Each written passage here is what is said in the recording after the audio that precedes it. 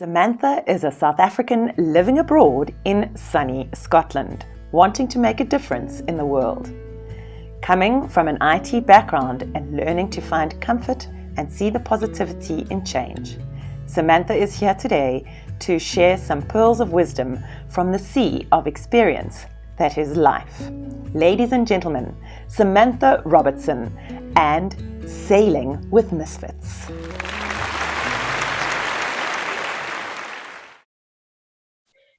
Let's imagine a boat, an imaginary boat, if you will. Have you given any thought to the direction in which you're headed? Do you even know where you are? Are you at the helm steering the boat, or is there a skipper on the boat steering it for you? How are you feeling? Are you feeling happy or sad? My last question, are you even on board? I know I wasn't. Growing up, I felt like a complete misfit, like I didn't belong. My dad had told me when I was born, I came home and my mom stayed in the hospital. So he played a great little game called Pass the Baby amongst the office secretaries. No wonder I was so confused. Fast forward to 11 years old, my parents are getting divorced, and I should have had a name change to Inconvenience. You should take up tennis, but it's such an inconvenience fetching you. Can my friend visit? No, another inconvenience. The shy, stuttering little girl, I Stedford. This proved to be a great inconvenience. But look at all my certificates. My parents have given me a slew of really bad advice. You don't need an education. You can get married for money and security. The people I trusted, I believed. When you skip forward a little, I'm turning 30, living in the big fancy house, driving the nice fancy sports car, and recently engaged. But I was desperately unhappy. My everyday self-talk, I didn't belong. Shortly afterwards, I found my fiancé was cheating on me with a recently widowed woman. She was more lively and vivacious. And me, I had lost my sparkle. I found myself sitting on a cold floor, my two dogs, my only companions, chugging down tablets. I didn't want to be around anymore. Well, let's just say I didn't get married, and that was a chapter that ended. I remember sitting in church not long afterwards, and the pastor was apologizing. He wasn't in church the previous week. You see, his son had tried to end his life too. These mutterings and gasps across the church. How selfish.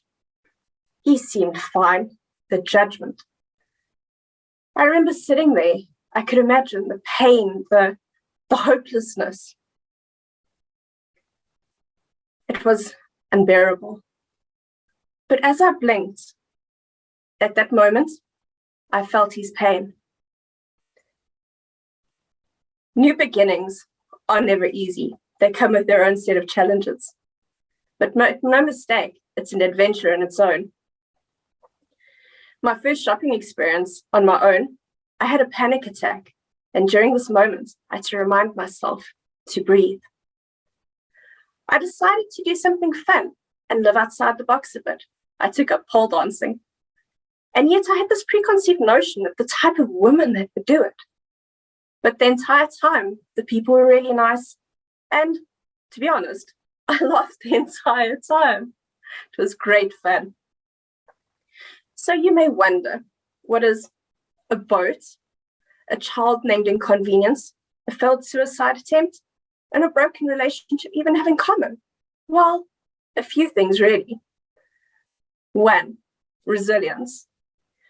In those times of storm and struggle, you sometimes just need to breathe. That's all you can do. Just keep going. Two, family. It's not always blood. In my time, I've had mothers, fathers, brothers and sisters, great mentors coming into my life, enriching it for that's so much better. And like a tide. What it brings, life takes. These people come and they go. Third, people come into your life and they go, but the people that come in, they are what I call a monkey's wedding. You know, the rainbow and sunshine that come after a really tragic storm. It's a great feeling. I now have my own personal cheerleader. He loves me no matter what. And it's a great experience, completely different than before. And lastly, forgiveness. Forgiveness of myself for the mistakes that I've made. Forgiving myself for bad choices, even when I knew it was wrong. Forgiving others for what I perceive to be things that they had injustice against me. It is your birthright to be happy, fulfilled, and loved. Don't let anyone tell you otherwise.